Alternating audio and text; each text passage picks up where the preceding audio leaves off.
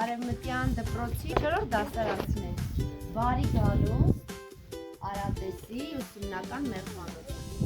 Մեղվապանի տնակ գտնվում է ուսումնական մեղվանոցի տարածքում։ Այս մեղվաբույսի լաբորատորիա է նախատեսված մեղվաշխատանքների համար։ Այդ ինչպես է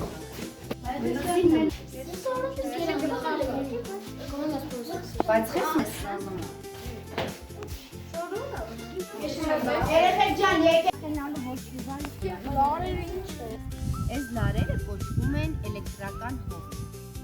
Սա նրա համար է, որ սխալմամբ վայրի կենդանիները սխալմամբ չմտնեն։ Մտնում է այս բնի, դուրս է գալիս այս բնից ու հետ է գալիս այստեղ։ Հիմա որ 1 րոպե ընդհանրեն ուշադիր նայենք, կտեսնեք ինչպես են ծաղկափոշին տոտիկներին, գունավոր ծաղկափոշին։ Այդ տեսակ ծաղկափոշին տոտիկներին եկել է, տեսնում եք ծաղկափոշին տոտիկներին, բաց դերնային, մի քիչ աբերել, այն մեկը շատ աբերել, տեսավ ինչ շատ աբերել։ Ները գիտեք, որ ապրում են իրենց առանձին ընտանիքներով։ Այս դիփեթակի մեջ քանի ընտանիք կարող է լինել։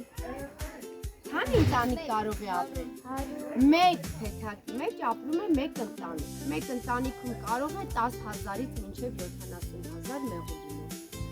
Իսկ ով է ընտանիքի գլխավորը։ Մայր մեղուն, չէ՞։ Մայր բացի ուրիշ բոլոր մեղուները բացառությամբ բոռերի ևս աղջիկներ են։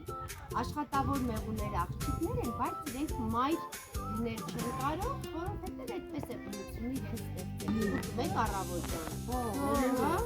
Ես ունեի սոփի բան։ Լավ պատասխան է, եթե լինում է։ Շատ լավ։ Իսկ դուք ինչ գիտեք մեղուների մասին։ Որ մեղուները կարող են իրենք հաստատել բազի Թագուհի մայրը իր ծուն դնում է նույն իր փեթակի մեղրահացի ջիջի մեջ։ Մայր մեղու փեթակից դուրս չի գալիս, երբ որ ինքը արդեն մայր մեղու է դառնում։ Իսկ մինչև այն գլխավոր թագուհի դառնալը, ինքը 2 անգամ փեթակից դուրս է գալիս։ Մի անգամ թռիչք է անում տարածքին ծանոթանալու, մի անգամ էլ հարսանեկան թռիչք է անում եւ մինչեւ իր կյանքի վերջին օրը փեթակից դուրս չի գալիս։ Մեղուն շատ է սիրում արև, ծաղիկ, տաք եղանը։ Մեղուն ինչպես է ջերմաստիճանը փեթակի ներսում ապահովում, տես, իրենց թևիկների միջոցով։ Իրենք իրենց թևիկների թափահարելով, այնպես են անում, որ իրենց փեթակում լինի այդ նույն ստաբիլ ջերմաստիճանը։ Սիրեցիք մեղուներին։ Այո, այո։